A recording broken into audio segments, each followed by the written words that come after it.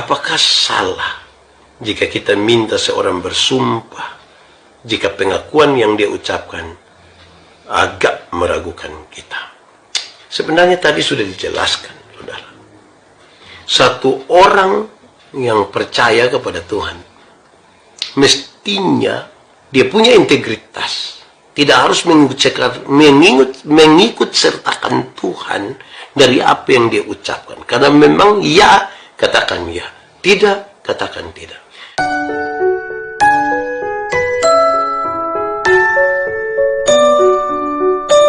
Saudara, dalam sukacita kita hari ini masih tetap di dalam pelajaran-pelajaran kita tentang 10 hukum Taurat.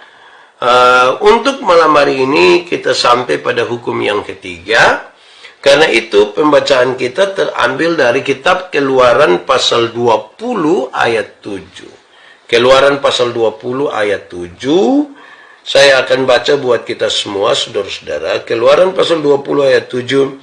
Jangan menyebut nama Tuhan Allahmu dengan sembarangan, sebab Tuhan akan memandang bersalah orang yang menyebut namanya dengan sembarangan. Saya ulangi, jangan menyebut nama Tuhan Allahmu dengan sembarangan, sebab Tuhan akan memandang bersalah orang yang menyebut namanya dengan sembarangan. Demikian firman Tuhan. Berbahagia setiap orang yang mendengar firman, memelihara dan melakukan dalam hidup setiap hari. Shalom, selamat malam, salam sehat, sukacita selalu buat kita. Semoga saudara-saudara berbahagia. Terima kasih untuk masukan-masukannya. Tuhan Yesus memberkati. Malam hari ini kita belajar bersama dari hukum ketiga. Saya memulai khotbah ini, saudara-saudara, karena kita akan 10 hukum ke depan. Kita sudah belajar hukum pertama, hukum kedua. Sekarang hukum ketiga, saya mulai mengatakan begini, saudara-saudara. Kadang-kadang ini kita suka bawa-bawa orang punama.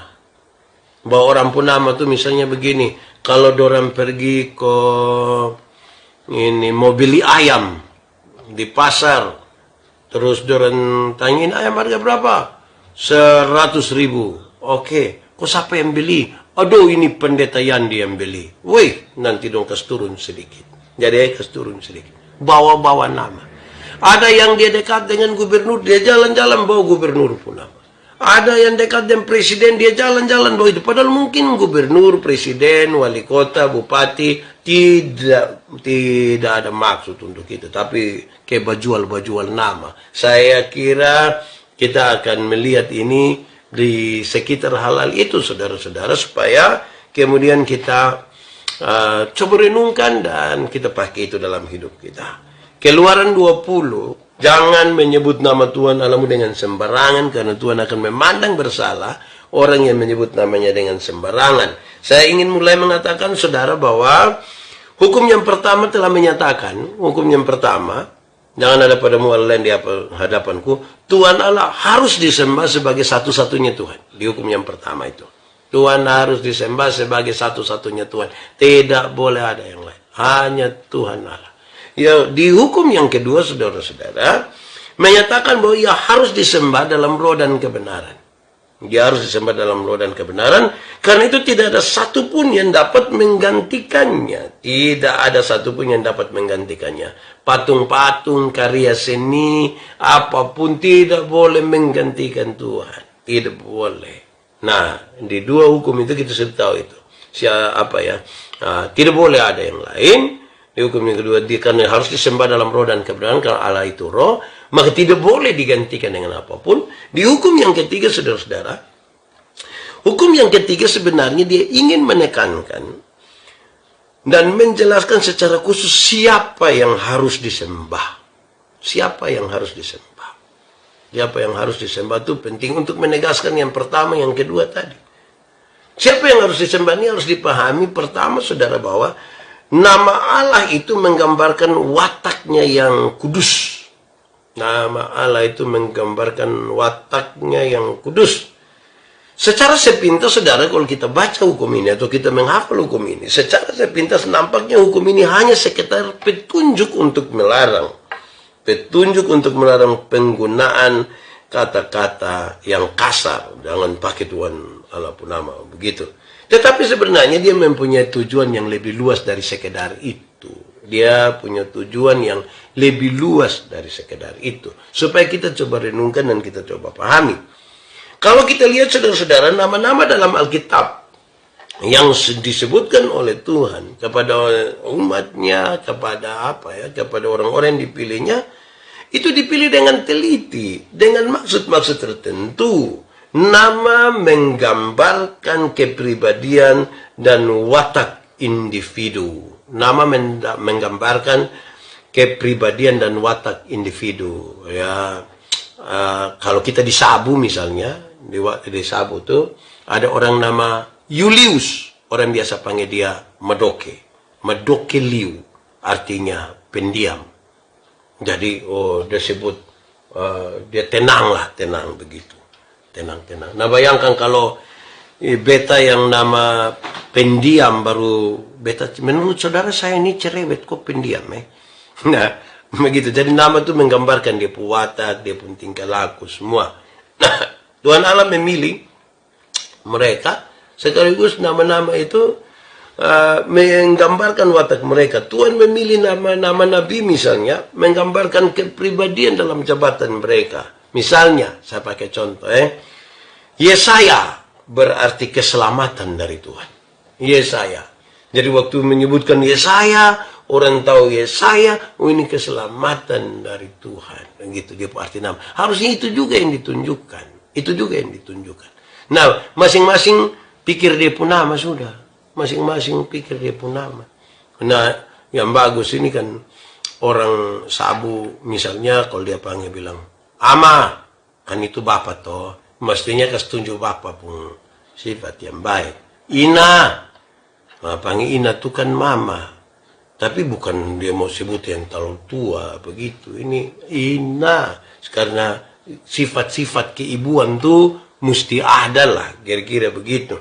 Nah, Tuhan memilih Yesaya, berarti keselamatan dari Tuhan. Yeremia, berarti pelepas perkasa dari amarah dan penghakiman Tuhan. Nah, itu menarik Waktu disebut Yeremia, berarti pelepas perkasa. Dia pelepas yang perkasa dari amarah dan penghakiman Tuhan. Maleaki, berarti pesuruhku. Tuhan pun pesuruh itu. Nah, jadi nama-nama itu dipilih itu dengan hati-hati, dengan maksud dan dengan pesan. Nah, saya kira ini penting. Nah, saudara-saudara, saya mencatat bagi kita untuk kita lihat, saudara. Ini pengalaman tentang nama Allah dalam tradisi ini. Ini menarik sekali, saudara, untuk kita isi dalam pikiran dan pengetahuan wawasan kita. Saya menulis begini, saudara. Seorang penulis Ibrani akan berpuasa dan berdoa sebelum ia menuliskan nama Allah. Seorang penulis Ibrani itu akan berpuasa dan berdoa sebelum dia menuliskan nama Allah. Setelah berpuasa, ia akan membersihkan diri dan menulis nama Allah dengan pena yang sama sekali baru. Untuk tulis nama Allah saja disuguhkan saja berpuasa dan berdoa.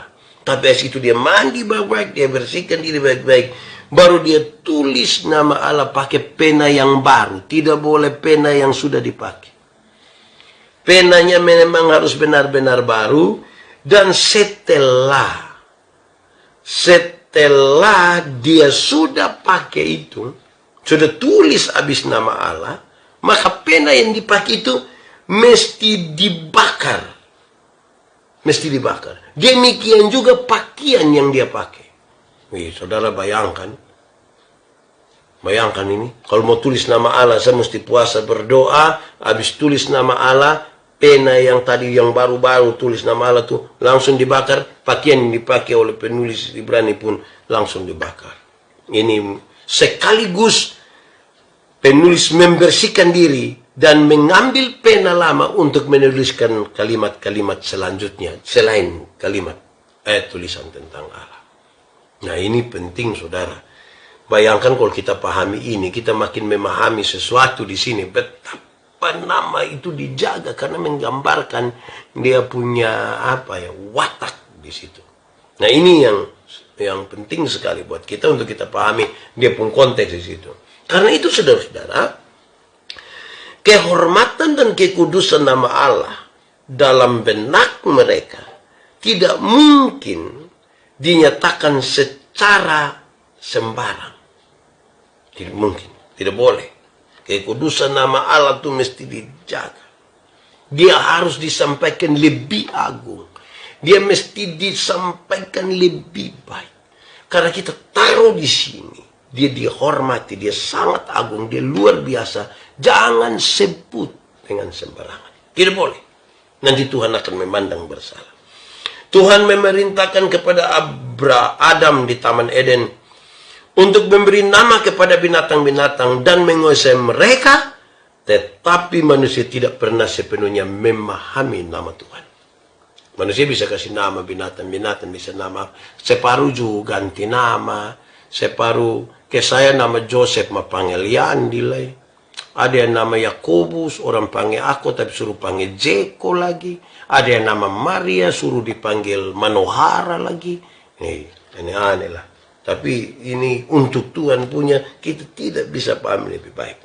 Saudara-saudara, kalau sekedar atau kita tarik sedikit, kita lihat dalam doa Bapa kami. Dalam doa Bapa kami, Tuhan Yesus mengajarkan bahwa nama Bapa itu nama yang dikuduskan. Nama Allah itu kudus, Bapa yang kudus. Itu luar biasa, suci, dijadikan suci, dipisahkan. Dia berbeda dengan nama-nama lain. Dia berbeda, supaya kita tahu betul ini kepada siapa kita sembah ini. Kita jaga dia mulai dari pikiran, penyebutan, dan lain sebagainya. Nah, ini serius sekali. Tentang jangan menyebut nama Tuhan Allah. Dan sebentar kita lihat di penggunaan, karena pasti ada yang munculkan pertanyaan, wih Pak Pendeta, bagaimana? Kan ada yang bertanya di saya ulang-ulang. Bagaimana kalau kita berdoa, kalau kita sebut engkau, kau, dan seterusnya. Nah, ini serius. Saudara-saudara, nama Tuhan Allah itu, kita bukan saja soal menyebutnya, tetapi mestinya dihormati, dijunjung tinggi. Dan mestinya kita betul-betul menaruh penghormatan serius di sana. Namanya tidak boleh disalahgunakan. Nama Tuhan tidak boleh disalahgunakan. Seperti tadi toh, seperti taruh sebagai jaminan begitu. Oh, ini Pak Pendeta Yandi yang suruh ini. Ini gubernur yang suruh ini. Ini wali kota yang suruh ini. Ini presiden yang suruh ini. Ini, jangan. Jangan. Nama Tuhan Allah jangan disalahgunakan begitu. Tidak boleh. Tidak boleh. Atau saudara-saudara, menyebut nama Tuhan dengan sembarangan menjadi nama itu kosong. Nama itu tidak berarti. Kita merendahkan. Itu menjadi sia-sia. Baik dalam pikiran maupun dalam perkataan, baik dalam tingkah laku maupun dalam sikap hidup orang Kristen, nama yang kita pakai untuk menyebut Allah tidak boleh dijadikan kosong. Tidak boleh. Apakah memberi nama kepada seorang anak yang baru lahir dengan maksud kelak dewasa dia bisa sesuai dengan nama yang dia sandang? Yang saya mau tanyakan, apakah ini tidak melanggar iman kita? Tidak. Dan kita penuh harus nama itu kan harus ada arti tertentu dan punya harapan tertentu, punya kisah tertentu. Saya pernah kasih tahu kita misalnya, saya kok namanya Yandi, padahal aslinya Joseph Andreas. Karena mama waktu itu melahirkan saya dalam keadaan lumpuh dan buta. 10 tahun 11 bulan, cukup lama itu. Terus ketika proses surat menyurat sudah jadi Joseph Andreas karena pemilik tempat saya dilahirkan itu nama Joseph Andreas. Terus mama rindu supaya nama Yandi yang sudah mama pikirkan itu biar jadi panggilan di rumah. Dan setiap kali nama itu disebut kita ingat kisah itu. Nah, ini hal yang penting. Jadi karena itu, kalau ada yang memberi nama dengan harapan, ya saya kira baik. Itu penting. Ada yang pasti kasih nama depo anak artis pun nama itu kan dengan maksudnya dia kagum itu artis, dia mau depo anak jadi artis juga. Ya doakan dan suruh dia kerja toh, suruh dia belajar baik-baik, suruh dia berproses. Nah, saudara-saudara, mari kita lihat pada intinya di sini, karena siapa yang menyebut nama Tuhan Allah dengan sembarangan, Tuhan memandang dia sebagai bersalah. Apa maksudnya? Seringkali orang menyalahgunakan nama Tuhan. Nama Tuhan mungkin disalahgunakan, disebut dengan sembarangan itu, kita nyatakan dengan berbagai cara untuk kita lihat di mana dia pun titik kesalahan. Karena tadi sudah kita isi di sini toh, dia agung, dia kudus, dia begitu luar biasa, bahkan kita tidak mampu memahami dia dengan baik, maka mesti dia dijaga begitu rupa supaya dari kita penyebutan tentang namanya betul-betul itu sebuah penghargaan, itu sebuah hormat yang kita taruh. Pertama, saudara, satu, nama Tuhan disalahgunakan dalam umpatan. Banyak orang tuh bisa mengumpat. Mengumpat itu apa ya? Mengumpat apa coba? Banyak orang bisa membawa nama Allah keluar dari bait Allah. Saya maksudkan begini. Ini nama ini kan disebutkan secara kudus di situ. Disebutkan secara baik. Gitu. Lantas kemudian kita tarik dia dalam kitab umpatan, makian, segala macam di situ. Terus pakai Tuhan. Wih, saya kira jangan, Itu kita susah lah gunakan nama Tuhan. Jangan sebut begitu. Kita di Kupang ini orang anak-anak kadang-kadang bukan bilang Tuhan, tapi bilang Tuheri. Jangan. Nama Tuhan itu nama yang kudus. Nama yang ketika kita ingin sebutkan, kita tahu siapa yang kita sembah. Dia yang tidak terwakilkan, dan dia itu pun harus disembah dalam roh dan kebenaran. Dan sekarang kita menyebutkan namanya. Jangan sampai kita sembarangan. Nama jangan disalahgunakan dalam umpatan-umpatan kita. Jangan. Jangan keasikan bicara, lantas kemudian kita menggunakan nama Tuhan dengan sembarangan. Siapa yang sementara melakukan itu, baiklah berhenti sudah. Bertobat sudah. Begitu Itu yang pertama. Yang kedua, saudara-saudara, kita mungkin menyalahgunakan nama Tuhan ketika kita menggunakan bahasa sehari-hari. Kita tidak boleh mempersamakan nama Tuhan dengan manusia dan kita anggap Tuhan itu sebagai sesuatu yang tidak punya apa-apa. Kita selalu ingin mengatakan kayak bilang begini, nanti ini kalau kita pakai bahasa Kupang, saya tidak mau sebut ini salah dulu tapi yang saya maksudkan jangan sampai, karena kita terlalu suka main gila begitu, lantas nama Tuhan itu kita samakan. Misalnya, saya izin sebutkan Tuhan Allah Tosekuat ya, misalnya begini, Yesus misalnya, terus kita bilang, yes, jangan begitu. Kadang-kadang kita butuh orang tertawa ini, kita omong-omong sembarang saja pun nama. Jangan. Kalau Yusuf kita panggil Ucup kok itu beda dari nama Tuhan toh. Begitu. Iya, ini penting sekali supaya jangan sampai karena keenakan, keasikan bicara mau supaya orang tertawa, kita langsung bicara kita justru sembrono, lancang, dan kemudian menyebut nama Tuhan itu dengan sembarangan. Jangan. Supaya kita tidak dianggap bersalah begitu. Kenapa selalu saya pakai kalimat dianggap bersalah? Karena kan yang kita ucapkan itu ada yang kita taruh di sini dalam pemahaman. Makanya di awal tadi saya bawa kita untuk paham dulu apa yang disebutkan sebagai Allah, yang Tuhan Allah yang kita sembah itu. Supaya kita jangan gampang-gampang saja omong dan membuat dia menjadi tanpa arti, tanpa makna, tanpa maksud di situ. Jadi yang sedikit-sedikit kok omong-omong begitu, hati-hati Ketiga dulu, saudara, saya ingin untuk mengajak kita melihat bahwa Tuhan Yesus dengan tegas menentang penggunaan nama Tuhan atau sesuatu yang suci dalam sumpah untuk memperkuat suatu pernyataan kebenaran. Apabila kita bersumpah demi nama Allah atau memakai Roh Kudus sebagai saksi atau mengatakan demi Allah, kita menyatakan bahwa bibir kita yang telah diselamatkan dan disucikan tidak jujur dan suci. Dengan demikian kita mengatakan orang tidak mempercayai kita, karena itu kita bilang demi Tuhan. Yang kita mau supaya dapat penegasan, kita bilang demi Tuhan. Karena Allah harus diikut sertakan untuk mengesahkan perkataan kita. Karena kita omong dan kita rasa ini orang tidak mau dengar ini. Kita rasa orang tidak mau percaya. Kita bilang demi Tuhan. supaya Tuhan kita ikut sertakan untuk menegaskan apa yang ingin kita katakan. Jangan. Ini merupakan sebuah penghinaan. Ia melarang kita bersumpah demi apapun. Seorang Kristen yang telah diubah hidupnya hendaknya mempunyai integritas. Saya kira ini catatan yang dimaksudkan dalam poin ini adalah seorang Kristen yang telah diselamatkan, hidupnya telah diubah, hendaknya dia mempunyai integritas. Integritas yang sedemikian rupa sehingga kalau ya, katakan ya. Tidak, katakan tidak. Itu sudah cukup untuk membuktikan kebenaran. Tidak harus pakai demi Tuhan. Tidak usah. Tidak usah. Integritas kita menyatakan kalau ini ya ini. Kalau tidak ya tidak. Benar ya benar. Tidak ya tidak. Saya kira itu menjadi penting. Itu saya tidak tahu di tempat lain, tapi kita di NTT, kita di Kupang, seringkali kan banyak yang begitu. Sedikit, waduh demi Tuhan. Datang cerita-cerita yang tidak ada punya sangkut paut apa juga, waduh demi Tuhan.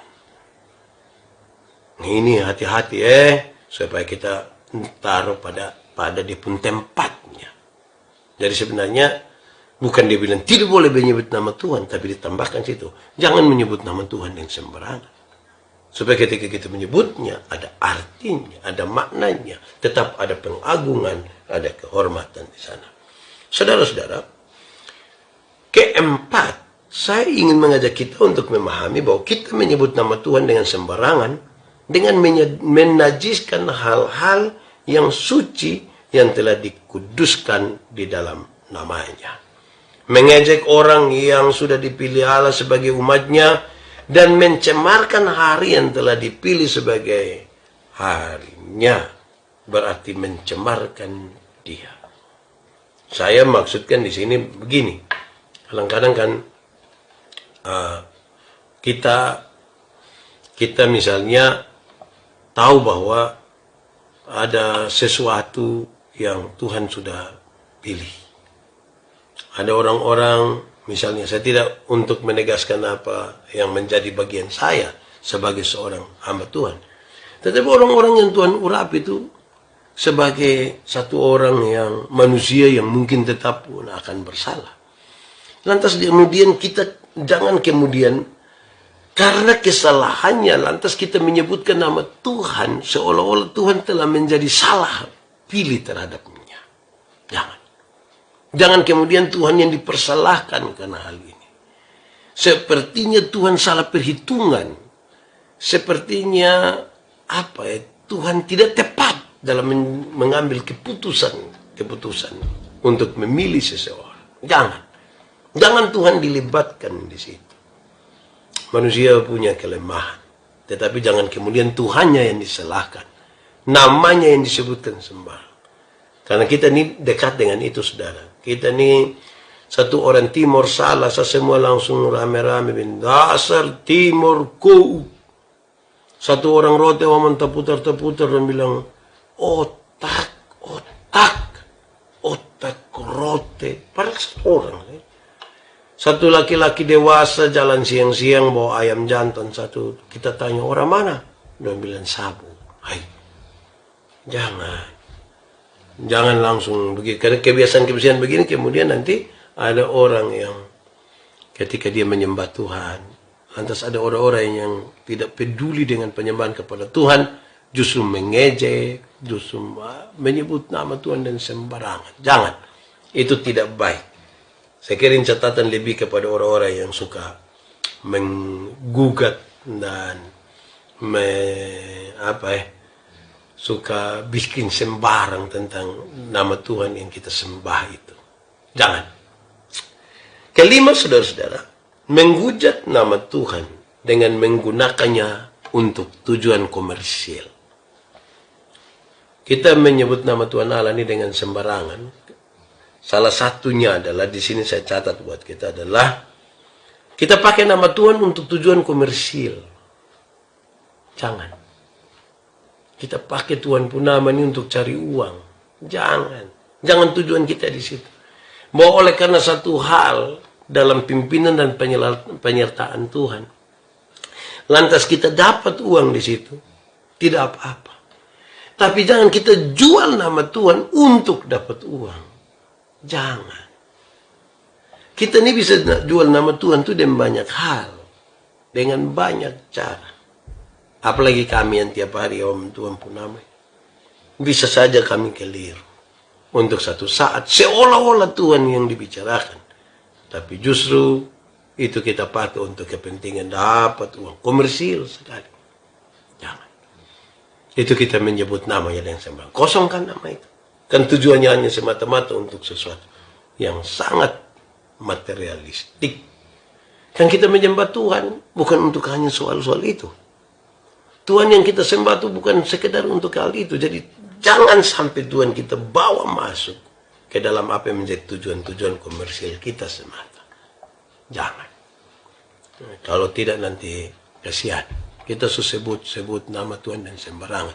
Saya pernah ikuti ada satu hal di mana anak kecil berdoa supaya anak-anak semua misalnya supaya orang-orang dewasa ikuti tata tertib apalah begitu. Ya bisnis rohani Pak Pendeta. Saya kira itu serius itu. Kita bisnis pakai nama Tuhan. Ada supaya paksa supaya orang tua dong punya kalimat begini. Lihat anak-anak saja berdoa dalam nama Tuhan supaya apalagi yang orang-orang itu. Ini kita mulai tarik pelan-pelan supaya nama Tuhan dipakai untuk kita pemaksa. Jangan begitu. Kita sudah menyebut dan sembarang. Kelihatan kan rohani toh. Tapi jangan kemudian itu menghancurkan. Hati-hatilah di situ. Saudara-saudara, keenam. Kapan kita menyebut nama Tuhan dan sembarangan? Melanggar hukum ketiga dengan menduniawikan perkara-perkara Allah. Kadang-kadang kita berusaha begitu rupa, saudara, supaya apa yang Tuhan itu, yang memang menjadi bagian dari Tuhan itu, kita buat ini di tengah-tengah dunia seolah-olah memang itu sudah yang Tuhan mau. Contoh misalnya, Tuhan saja, dia bilang begitu. Atau Tuhan buat, kalau kita baca Alkitab misalnya, orang bilang begini, di dalam Alkitab itu kan bilang apalah, makanlah dan minumlah. Tuhan sudah omong begitu. Karena itu semua yang ada makan saja. Semua yang ada minum saja. Mau baik atau tidak baik, makanlah, minumlah. Kok Tuhan sendiri bilang. Wah, nah hati-hati di situ. Itu kita supaya legitimasi dari Tuhan, supaya yang kita pun mau itu yang dijalankan. Berhati-hatilah. Supaya jangan sampai kita punya mau, tapi kita buat seolah-olah memang Tuhan yang suruh. Seperti itu. Kita terlalu dalam tanda petik menduniawikan perkara-perkara yang besar yang Tuhan buat itu untuk kepentingan yang sangat kecil dalam hubungan dengan kita. Nah, saudara-saudara, ini menjadi penting bagi kita karena apa? Karena bagian yang ketujuh yang ingin saya sampaikan ini. Menyebut nama Tuhan Allah dengan sembarangan itu, saudara, kita melanggar hukum ini kadang-kadang juga dalam penyembahan kita, nyanyian kita, bahasa-bahasa klise kita. Banyak kita menyebut namanya dengan sembarangan tiap minggu, padahal kita mengucapkan pengakuan iman yang kita percayai, menyanyikan lagu-lagu yang kita hayati, membuat janji yang kita tidak bermaksud untuk menepatinya. Tetapi hujatan yang dalam kaitan dengan ini adalah hujatan yang terbesar bagi orang Kristen adalah kita menyebut diri orang Kristen, anak-anak Tuhan, mulut kita menyebut nama Tuhan, padahal kita tidak mengenalnya dan tidak hidup sesuai dengan apa yang dimaksudkannya. Kenapa tadi di awal? Nama itu menggambarkan sifat karakter dari ketika mulut kita mengaku, ya saya percaya, saya berjanji, saya segala macam, tapi kita tidak ada niat untuk itu, kita telah melakukan sebuah hujatan besar baginya. Kita berjanji, kita bersumpah kepada Tuhan. Ya, saya menerima dia. Ya, saya berjanji, saya percaya dan berjanji dengan segenap hati. Ini pakai nama ini. Oh, ini bahaya. Nah, saudara-saudara, saya kira menjadi catatan. Nah, karena itu saudara-saudara, saya ingin mengatakan kepada kita, nama Tuhan itu konsekuen sekali dengan sifatnya. Sifat Tuhan yang penuh kasih, yang penuh keberpihakan, yang kudus, dan seterusnya. Jika kita memakai nama itu, maka sifat kita harus konsekuen dengan nama itu. Ya, kalau kita memakai nama Tuhan, sikap kita mesti konsekuen dengan itu. Karena Tuhan itu punya nama identik, konsekuen dengan yang kudus, yang suci, yang baik. Jadi kalau mulut kita menyebut nama Tuhan, jadi ini bukan saya ingin menegaskan dalam poin ini berkaitan dengan, ini bukan soal sekali sebut. Tapi kalau saya menyebut nama Tuhan, saya yang menyebut nama Tuhan, mesti saya meletakkan hidup saya, kata-kata saya, pikiran saya semua, seperti apa yang saya katakan tentang Tuhan. Kalau tidak, saya justru punya kecenderungan untuk untuk menghujat nama Tuhan. Padahal sebenarnya tidak terpikirkan dari kita untuk menghujat nama Tuhan. Tapi karena yang kita omong tentang Tuhan itu tidak konsekuen dengan sifat-sifatnya. Saya anak Tuhan. Nah, gitu ya. Kalau saya anak Tuhan, mestinya anak Tuhan menunjukkan kehidupan sebagai anak-anak Tuhan. Saudara-saudara, reputasi seorang dan wataknya terkandung juga di dalam namanya. Mestinya setiap kali nama disebutkan, kan ada sesuatu tentang reputasi, wataknya, dan seterusnya. Menyalahgunakan nama Allah berarti kita menyalahgunakan sifat-sifat Allah itu, yang begitu baik, yang begitu agung, yang begitu mulia. Jangan sampai kita menyalahgunakan dalam poin-poin yang ada 7 tadi. Jangan sampai kita menyalahgunakan itu. Coba kita pikir-pikir. Kalau saya mengaku, saya ketika merenungkan bagian ini, saya sadar, saya juga ternyata salah ya. Kadang-kadang keasikan bicara bisa bicara sembarang. Nah, ini bahaya nih. Om David tulis di kolom pekerjaan di biodata FB, bekerja di ladang Tuhan, tapi dia maki-maki orang. Betul. Saya kira itu penting. Jadi jangan sampai kita sebut Tuhan. Jadi ini bukan sekali sebut ini. Ini konsekuensi dari penyebutan kita, apa yang kita percaya, yang kita sebutkan Tuhan. Saya kira itu serius itu, saudara. Supaya kita jaga baik-baik. Mari sudah jangan suka terlalu anggap remeh dengan penyebutan nama itu. Kadang-kadang saudara, orang minum sopi, minum minuman keras di pinggir jalan, terus kita tanya, buat apa nih? Ada perjamuan ini Bapak. Begitu kita buat dia jadi ringan-ringan, remeh-remeh, aman-aman, seperti tidak ada masalah. Kita salah terhadap, karena kita menyebut diri anak-anak Tuhan. Apakah salah jika kita minta seorang bersumpah jika pengakuan yang dia ucapkan agak meragukan kita? Sebenarnya tadi sudah dijelaskan, saudara. Satu orang yang percaya kepada Tuhan, mestinya dia punya integritas. Tidak harus mengikut sertakan Tuhan dari apa yang dia ucapkan. Karena memang ya, katakan ya. Tidak, katakan tidak. Saya kasih jalan keluar. Saya ketemu satu jaksa 1-2 hari lalu, dan beberapa tahun lalu ketika saya masih melayani di pedalaman Amuban Timur. Ini pengalaman yang menarik. Bersama-sama jaksa itu kasih tahu ceritanya. Saya ingat kisah ketika ada 2 orang bertengkar, sekcam panggil. Dan kemudian saya pakai itu, sekcam panggil. Waktu mereka ditanya, kenapa kamu berkelahi? Masing-masing kasih tahu dia buat alasan. Alasannya beda-beda nih. Satu bilang yang satu yang salah, yang satu bilang yang satu yang salah. Karena jaksa ini tidak tahu, juga sekcam itu tidak tahu. Maka saya bilang begini, kamu sudah sidik?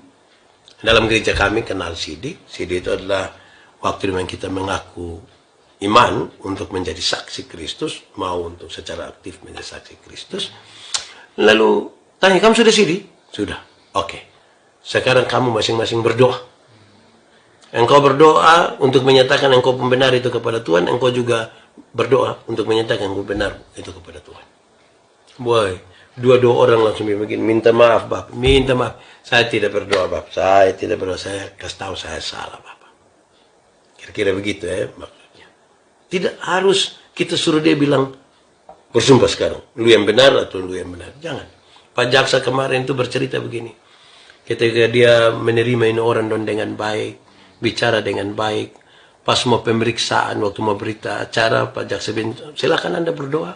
Mereka agak heran, kok saya berdoa? Iya berdoa saja, terus kita mulai ini. Setelah pemeriksaan habis, itu pemeriksaan terakhir sudah selesai.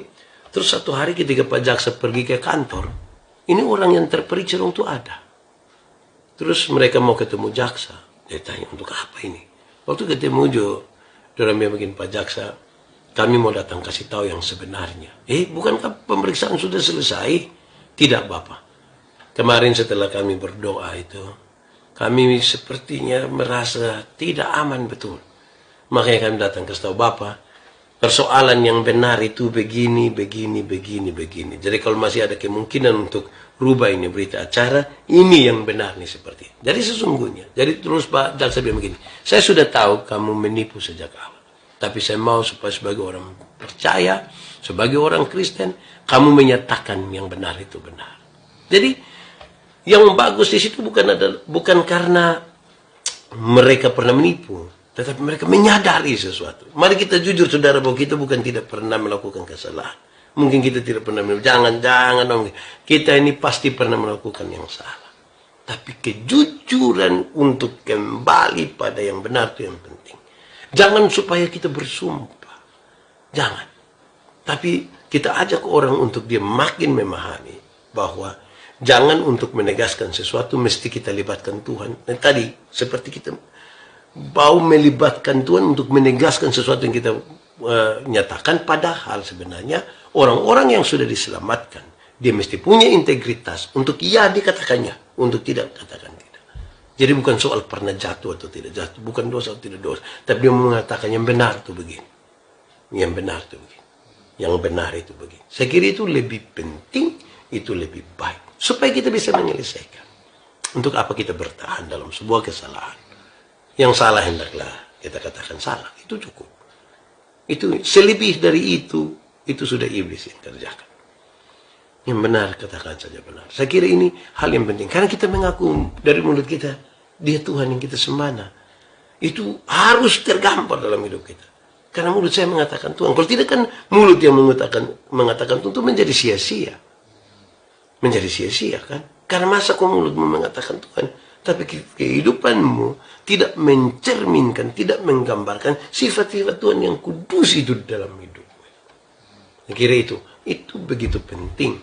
Itu mesti kita pahami, itu mesti kita jaga dengan baik, supaya kita bisa tetap akan menikmati hidup ini dalam pengagungan akan Tuhan. Kita tahu persis.